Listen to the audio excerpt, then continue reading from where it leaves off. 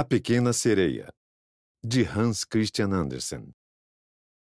Narrado por Rodrigo Gomes para a saga Egmont. Longe, muito longe da terra, mar adentro, a água é azul. Tão azul como o céu e tão límpida como o cristal mais transparente. E atinge tamanha profundidade que jamais âncora alguma lhe tocou o leito.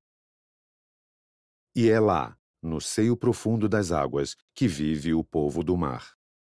Crescem ali plantas e flores maravilhosas, de folhas e hastes flexíveis, que ondeiam ao mais leve vai-vém da água como se fossem criaturas viventes. Por entre a ramaria deslizam peixes de toda a espécie, como as aves esvoaçam entre as árvores aqui na terra. E no sítio mais profundo assenta o palácio do Rei dos Mares. As paredes são de coral e as altas janelas ogivais do mais puro âmbar. O teto é todo coberto de conchas que se abrem e fecham ao movimento das marés. E isso dá ao palácio um efeito deslumbrante, pois cada concha contém uma pérola tão preciosa que poderia adornar, sem deslustre, a coroa de uma rainha.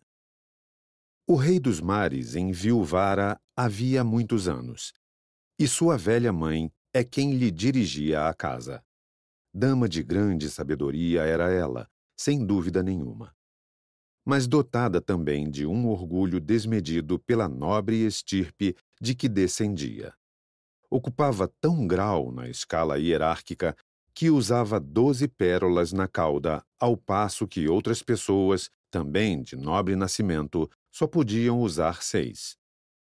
Quanto mais, era dama de excelentes qualidades, entre as quais ressaltava o grande amor que dedicava às netas, as princesas do mar. Eram 6 meninas lindíssimas, mas a mais moça ainda sobressaía as outras em formosura. Tinha a cútis tão fina e tão delicada como uma pétala de rosa, e os olhos azuis como o mar profundo. Mas, como as irmãs, não tinha pé, e rematava-lhe o corpo uma cauda de peixe. Passavam o dia inteiro brincando dos imensos salões no palácio submarino, em cujas paredes cresciam belas flores. Os peixes entravam nadando pelas largas janelas, como as andorinhas entram pelas nossas casas, quando as acham abertas. Nadavam em direção às princesinhas e comiam migalhas nas suas mãos. E elas os acariciavam. O jardim do palácio oferecia um verdadeiro espetáculo de beleza. A ramagem das árvores era vermelha como o fogo. E, ao mesmo tempo, despendia reflexos azuis, tão azuis como o mar profundo.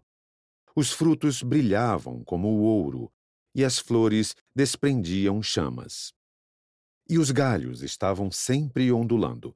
Cobria o solo do jardim uma areia finíssima, azul como a chama do enxofre.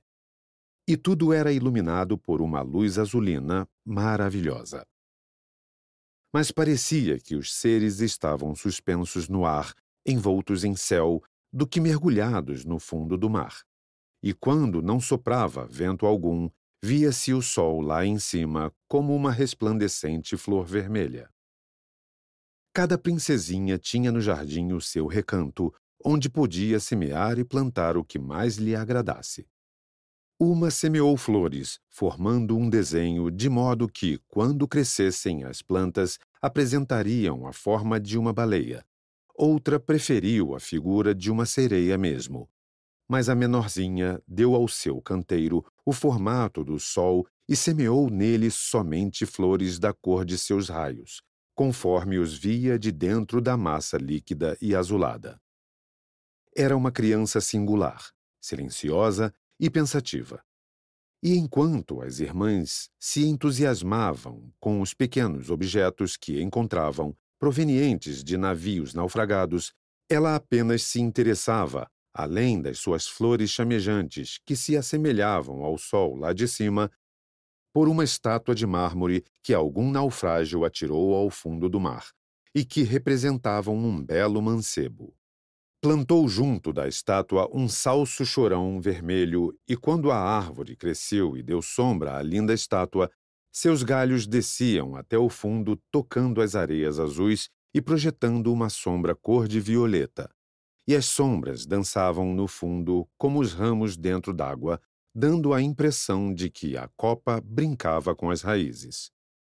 A princesinha ouvia com avidez as histórias que a avó contava a respeito do mundo de cima. Pedia-lhe constantemente que contasse mais alguma coisa, tudo o que sabia dos navios e das cidades, de pessoas e animais.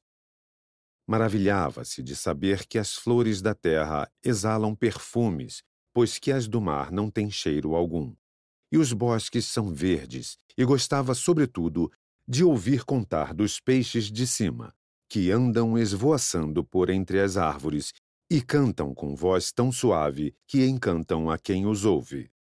É que a avó chamava peixes aos passarinhos para que a sereiazinha a entendesse, ela que nunca vira um pássaro.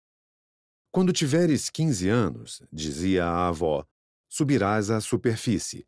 Poderás sentar nos rochedos lá em cima e verás, à luz do luar, os navios que passam as cidades e as florestas.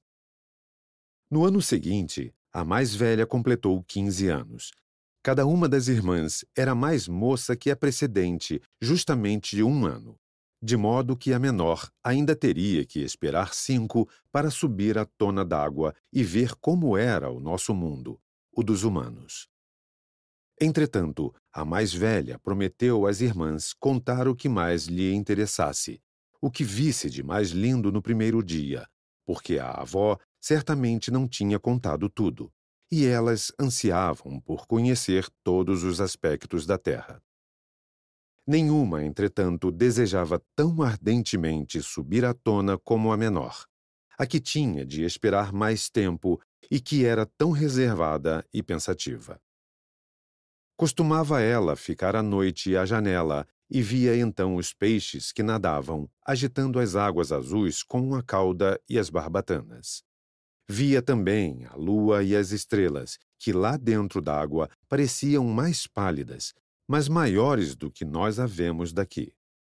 Se uma nuvem negra as furtava ao olhar da menina, ela já sabia que era uma baleia que nadava lá em cima, ou algum navio que passava repleto de passageiros. E certamente nenhum deles poderia sonhar que lá estava uma linda sereia pequenina, de olhos ansiosos, seguindo a quilha do seu navio. Completara, pois, a princesa mais velha 15 anos, e recebera a permissão de subir à superfície do mar.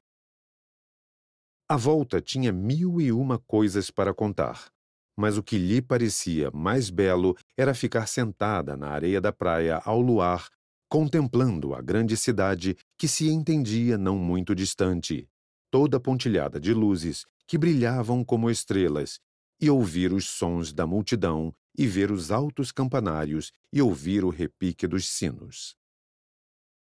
E a princesinha desejava ardentemente misturar-se à vida de todas aquelas coisas, exatamente porque lhe era vedado aproximar-se delas. Escutava-a a irmãzinha atentamente. E mais tarde, quando chegou à janela, à noite, para olhar através das águas, veio-lhe tudo aquilo à memória. Viu a grande cidade, cheia de ruído e de tumulto. Até lhe parecia ouvir os sinos da igreja repicando lá em cima. No ano seguinte, a segunda irmã obteve a permissão para subir e nadar à vontade. Subiu mesmo na hora do pôr do sol, e apareceu-lhe que nunca vira coisa tão bela. Contou que todo o céu parecia de ouro, e que a beleza das nuvens ninguém poderia descrever. Umas eram vermelhas e outras cor de violeta, e corriam rapidamente acima da sua cabeça. Um bando de cisnes selvagens, semelhantes a um longo manto branco, voava ainda mais longe do que... Esperamos que você tenha gostado desta prévia. Para continuar ouvindo este audiolivro no Google Play Livros, use o link na descrição do vídeo.